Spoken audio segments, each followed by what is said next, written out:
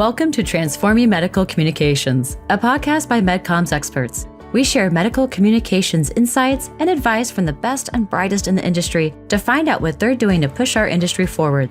Here's your host, Wesley Portegies. At the MEPS conference in New Orleans, one of the most forward-looking sessions explored the use of generative AI in medical communications. So joining us today is Subir Roy from Takeda, and he contributed on a discussion on generative AI for end-to-end content automation in medical communications.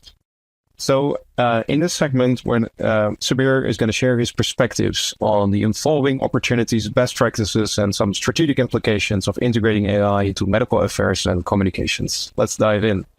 Welcome, Subir. Thank you. Thank you, Wesley. How are you? Very good. Very good. So given your role at Takeda and also your participation in a MAP session on generative AI, could you maybe share your perspective on the most significant opportunities that you see for applying AI within medical affairs and medical communications today? Sure. So I work with Takeda Global Medical Affairs. I work specifically for a team called Medical Excellence and Scientific Training. And one of the responsibilities I hold within Takeda is to equip our medical affairs colleagues with the skills needed to implement generative AI for their routine work. I also work with a lot of external collaborators implementing a lot of AI solutions for Takeda. In MAPS, I had this opportunity of participating in one of these discussions where I talked about how we can use generative AI to transform what we do in medical affairs. So in today's discussion, what I'll try to do is I'll try to summarize what I was discussing there. And I think in one line, if I want to summarize my viewpoint on how we should use AI for medical affairs is that if today you do not know generative AI, I think you will soon get replaced. What it really means is that I do not think that generative AI is going to replace anyone, okay? But if you do not know generative AI, then it's a major handicap and you need to really learn and make sure that it's a part and parcel of your daily work. So for example, if you are a consultant and if you do not know how to use Excel or Word document, soon you will be left behind. You won't be hireable, right? It's something like that for me. If you do not know the skills of generative AI, you will soon find yourself left behind. And honestly speaking, today, in Takeda, we have the opportunity of using multiple platforms that use generative AI. And I think it has really transformed the way we do our work. So earlier, we discovered that we would spend almost around 30 to 40% of our time writing emails. All right. And this is a simple task, but it's a mundane task. I don't think that any one of us was hired to write emails, right? We were our jobs, but unfortunately, it's a complex matrix organization, and you have a lot of emails incoming, a lot of emails going on. So now we use generative AI to compose emails. I've got Microsoft 365 subscription. So what it does is, it is integrated with our entire OneDrive systems, and now in the morning, I can put a simple prompt that, hi, can you look into my emails from last 1 week and tell me what are the key to-dos that I haven't yet executed? And it gives me a list. And these are the priority items that you haven't yet responded to, you haven't yet worked upon. And it's great because earlier, I had my own system. I used to use various task management systems like Kanban, Trello, or whatever. And in that, I would have a little flagging system that, hey, these are the urgent items that I need to work upon. Before that, I would have my own notebook where I would list down that these are the activities I want to do. Now I need to do all these things. I just need to give a prompt to the AI and it tells me these are the things which need to be done. These are the things which are of high priority. If I'm going for a meeting, and I'm meeting somebody, I do not remember the conversation. He's a very, very important guy. I do not have to now search all the emails or the conversations. I just give a prompt and say, hey, can you trace back all my discussions with this particular person? And can you summarize those discussions so that I'm prepared for my next conversation? It's really awesome. We pay, I think thousands of dollars to agencies to make medical materials. All right. We pay a lot for their creativity. Uh, Today, too, we hire agencies, but at the back of my mind, I know that they are also using AI to generate whatever they are developing. So earlier, I would give, let's say, 90% of my tasks to agencies for generating a material. And I would give around, let's say, 50% or 60%, not 80%. I still need their help. They are great partners, but I know that a lot of tasks can be done by AI and not completely by the agency. Um, yeah, I think these are the things that immediately come to my mind in terms of how we have been using AI. But yeah, let's keep discussing. I will have more examples. Yeah, absolutely. And thank you for highlighting that. And just to recap, what I'm hearing from you is like knowing how to use AI in your daily work in medical affairs is not optional anymore. It becomes a requirement, right? And otherwise, you're going to be left behind because you won't be able to keep up with the pace that you can have when you actually leverage AI properly. And I couldn't agree more. The other thing that stood out from what you said is the agency side, like, because obviously, I am the founder of one of those agencies. And yes, we absolutely leverage AI as well in our work. And I see your point completely. And I think like AI is really an opportunity for everyone to kind of reduce the busy work, right? Like the time we're spending on things that don't really generate value, and instead spend more time on things that generate very high value. So how it looks like for us from the agency side of things is, some certain content just takes a lot of time to create manually that can now be done faster. So now we actually have more time to focus on like, okay, what would be a proper strategy? Or how could we optimize this further? Or like the other things that previously simply wouldn't be allowed within the budgets that will be available. So I think we're all kind of leveling up on each side of the equation, which is pretty exciting. How would you say we can harmonize this human experience with AI technology, right? Because like, I think some of the examples you gave as well, it's like, okay, maybe writing emails and other like elaborate tasks that can be automated now to be done by AI, but there are probably certain areas where we do need the human expertise. What is your feel on that? Okay, so what I'm going to say, I do not know how technically correct it is, but this is what my understanding about AI is. I don't think that AI is as creative as humans are. What AI does is, it's mathematically speaking, it is a combination of multiple linear regression plus probability. What it means is it is trying to correlate a lot of things, and then it has got huge amounts of data, and it is putting some probabilities to those correlations, and then the higher probability ones are coming together, and it's making mixing and matching things, all right, in a logical way, and that logic also has got probabilities. I'll give you an example. So the stock market fell, right? It crashed.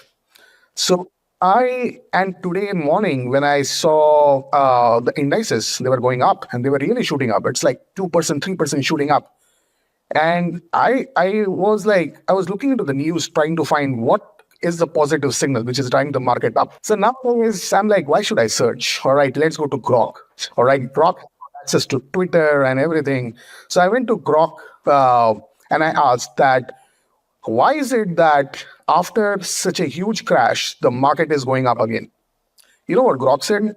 And I was surprised. Grok says that he analyzed all the reports, and Grok says that, the recent the rates which has been hiked by US has boosted up the investor sentiment and the market went up. All right. It didn't make sense because that's what exactly led to the market crash. So to me, what happened was that Grok made a correlation in terms of what led to a market movement and to an incident, all right, which was just an incident. So he didn't have a correlation because nobody had a correlation today morning in terms of what led to the market going up, right? There are just some rumors. Now, this kind of hallucination is something which is common even when we are using generative AI in our routine work. That's what I meant when I started by saying that AI cannot replace human expertise, whatever happens. Yes, do not use AI. You will be left behind, but AI cannot replace you if you know how to use AI. All right. So what it means is, one, AI is not very innovative. It is not creative. It is just using mathematics and probability. What it means is, if I am to think strategically and creatively, I don't think that AI is going to help me. AI can give me a framework. AI can give me ideas, all right? But based on that ideas, I'm the one who is going to decide the strategy for whatever molecule I am responsible for in terms of medical affairs, and I should not use AI as the primary decision maker over there. That's one. The other part where I feel AI won't help is where you are asking question to which answer really doesn't exist. You are supposed to think based on something which doesn't exist, and AI does really bad in such kind of scenarios. It hallucinates. It will basically give you wrong answers. It will lie to you, and you won't even know about it. And that's where the trouble is. You have to make sure that whenever any content is generated by AI, you also have to keep in your mind that some of the part of those content might be a lie, might be a hallucination, and you need to be an expert to figure out where those lies are, where those hallucinations are. So today, the world is moving towards expertise, human expertise. You cannot be a generic guy. You cannot be someone who just knows something. No, you have to be an expert in whatever you know. That uh, that run-of-the-mill kind of knowledge will be taken over by AI, and the world is going to lean upon humans for expertise. So we need experts right now who are going to use AI and then collaborate with AI to make the world a better place.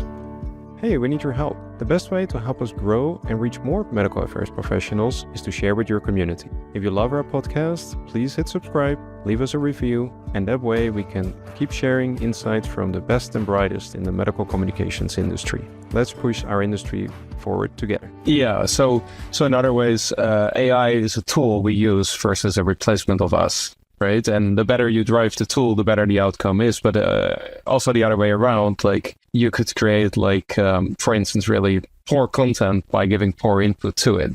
Absolutely. Right? Absolutely. Yeah, good point.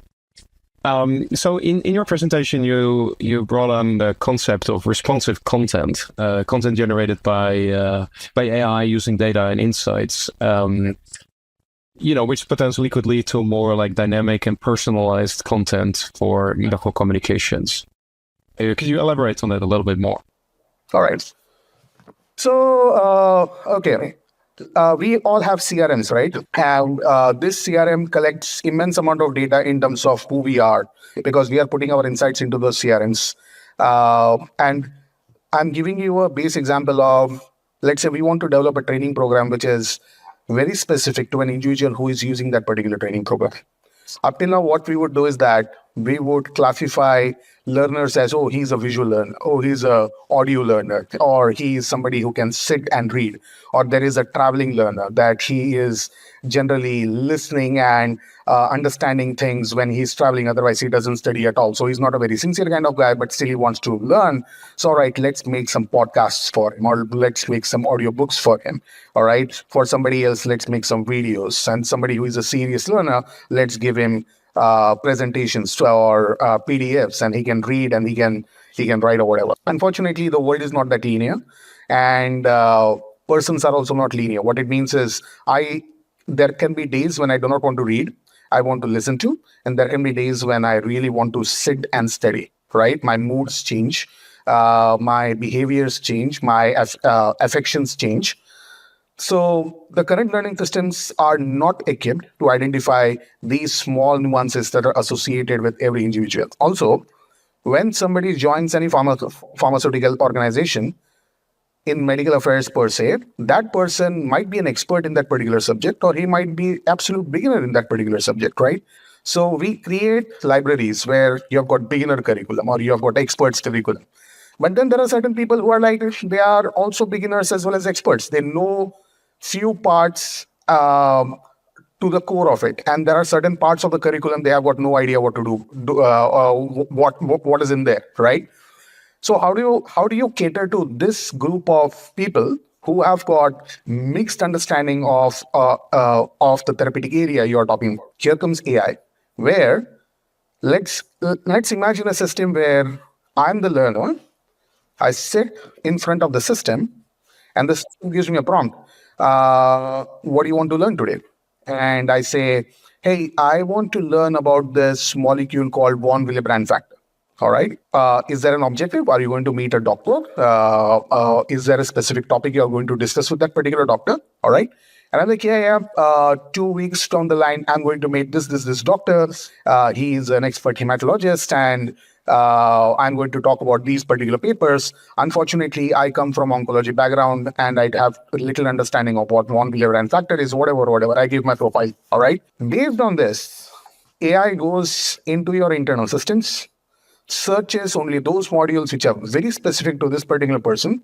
Remember, he comes from oncology, which means that he doesn't need to understand what blood is, all right, or the physiology of circulatory system is, all right. So that understanding is already there. So it picks up only few modules which are absolutely related to the content which he's going to discuss with the doctor. At the same time, he also gives very basic modules in terms of von Willebrand factor and the physiology of von Willebrand factor and all those things. So it's a combination of very basic stuff and highly expert kind of stuff combined together, given to that particular person based on what he is liking. He can even ask that what mood you are in. Do you want something that you want to listen to? Do you want to sit and study? Based on that, it can give PowerPoints or it can give audiobooks, whatever is available in the system. So for that learner, the things become absolutely easy in terms of how he is going to self-learn. Today, the world is all about self-learning. You start your self-learning modules, you complete that, there is an assessment, and then you get a certificate, right?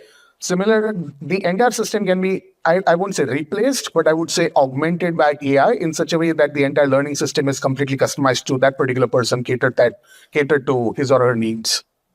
Yeah, I really like that, especially the example you're giving, because a lot of data suggests that healthcare professionals are completely overwhelmed with information, right? We're in the era of information overload. And I think we did some research on that, and I think it's 62% or something like that said that it's not so much finding the time to consume the content, it is actually even figuring out which content to consume is like a big deal to them. It's very hard, right? There's just too much to potentially consume.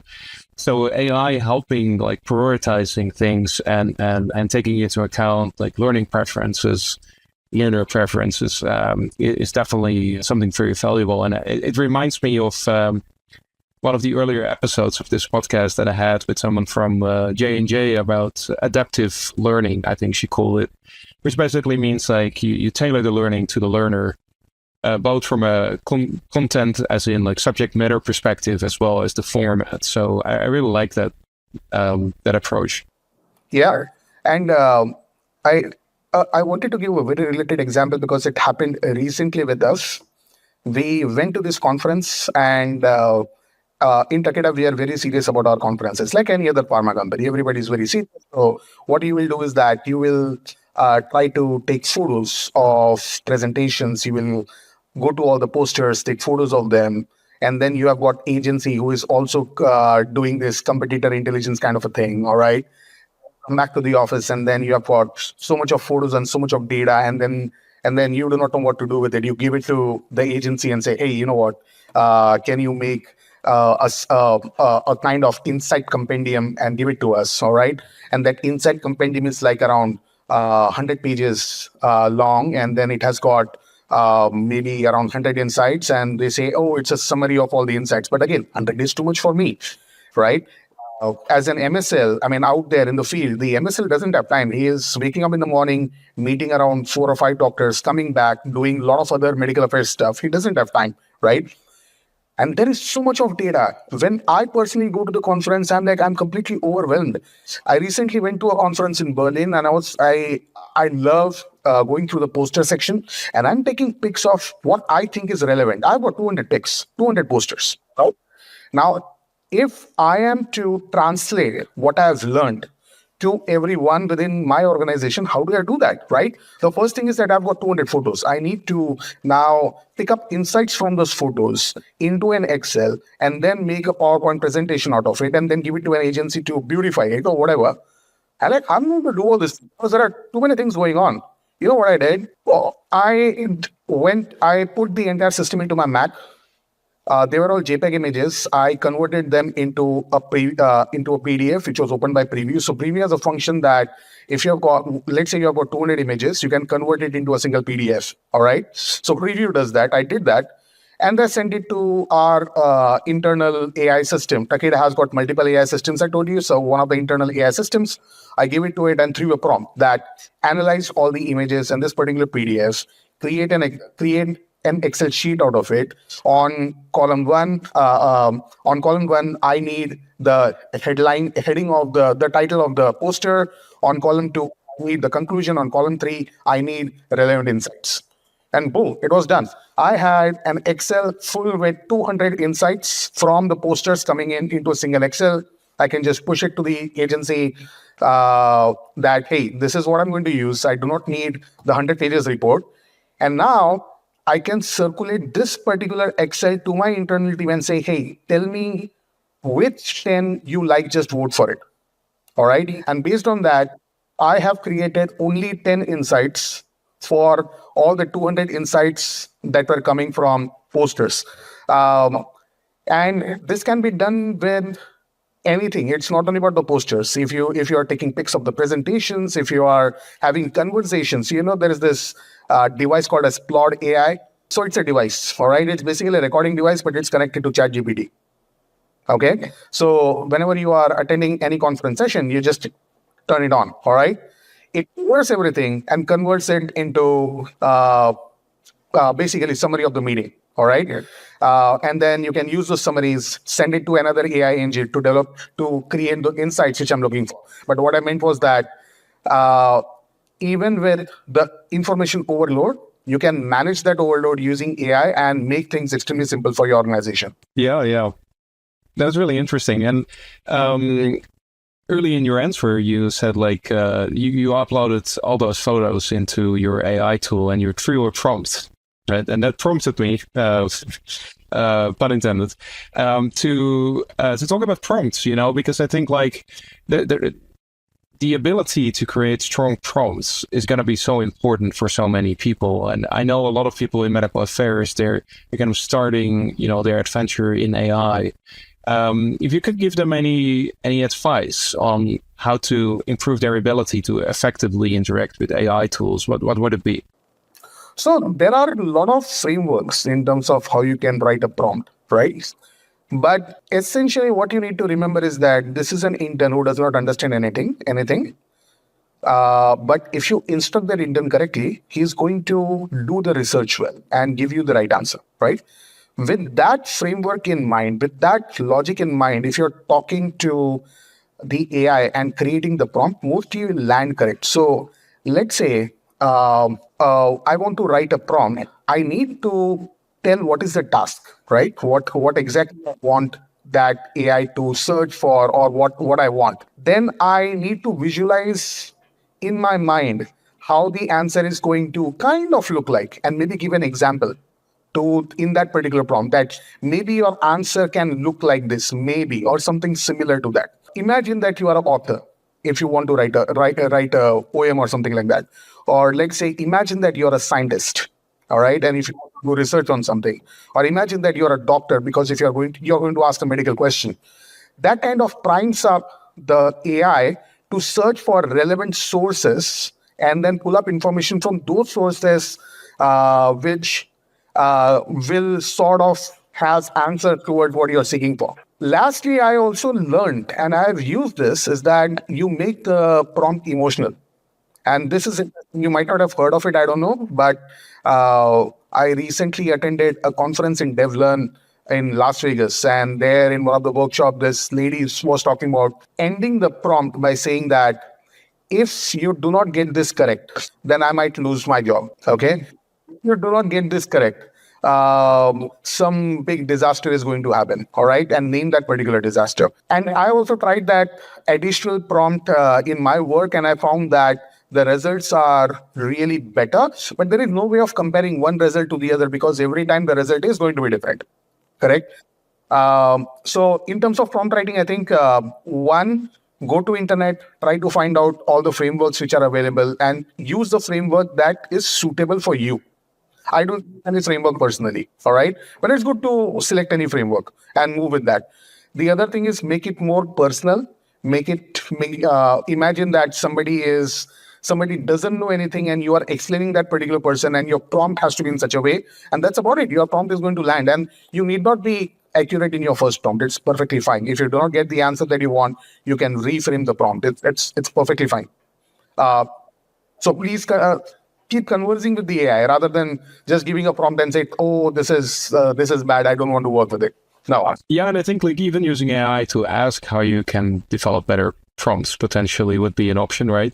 And also, it's kind of funny almost when we're talking about this. I was suddenly thinking like, yeah, it's actually not that different than working with colleagues, right? Like, if you give some kind of poor instruction to a colleague or an employee, obviously you're not going to get what you want, right? So you need to be clear. You need to explain what you're kind of expecting from someone, how it could look like, maybe some guide rails. And the same would be true for AI. Correct. It's one of the toughest prompt writing is for an image. If you want to get an image done and you want to create a prompt for it, it's very tough to write that particular prompt. Ask AI that I want to create this particular image, maybe upload the image, something similar, and say that what would be the prompt for this particular image that I uploaded. And it gives the prompt. It's beautiful. Just use that. Yeah, smart. Well, thanks, Subir. This is really great, and thanks for unpacking the potential here and the complexities of AI in medical affairs. Clearly, there's like a ton of momentum right now, and there's a lot to be learned as well as we move forward. So yeah, for everyone else here, stay tuned as we hear more from voices shaping the future of medical communications. Thanks again, Subir. Thanks, Wesley, for this conversation. Transforming Medical Communications is brought to you by Medcom's experts. To find out more about Medcom's experts and how we create some of the most cutting-edge medical communications programs anywhere in the world, visit www.medcoms-experts.com. And then make sure to search for Transforming Medical Communications in Apple Podcasts, Spotify, and Google Podcasts, or anywhere else podcasts are found. Make sure to click subscribe so you don't miss any future episodes. On behalf of the team here at Medcom's Experts, thanks for listening.